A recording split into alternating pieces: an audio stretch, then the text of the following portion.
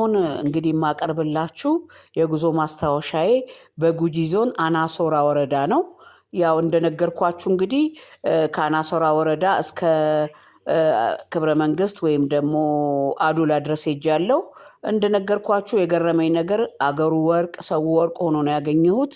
በእውነቱ የረገጥኩበት ቦታ ሁሉ ወርቅ የማገኝ መስሎኝ መሬቱን ሳይ ነው የከረምኩትና በህዝቡ አቀባበል በጣም ተደስቻለሁ። በተለይ የአናሶራ ወረዳ እናቶች እርጓቸውን፣ ማራቸውን፣ በቆሎ ምንም አልቀረንምና ጥጋብ በጥጋብ ሆነን እርሻቸውን ስንጎበኝ ነው የዋልነው።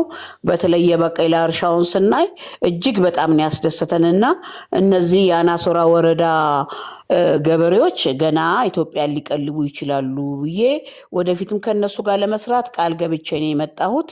እንግዲህ ከበላኋቸው ነገሮች አንዱ ደግሞ ከበቆሎ የሚሰራው እኛ እዚህ አዲስ አበባ ስፕሪንግ ሮል እንዳል እንደምንጠራው ኬክ አይነት ነገር ነውና እስቲ ላሳያችሁ።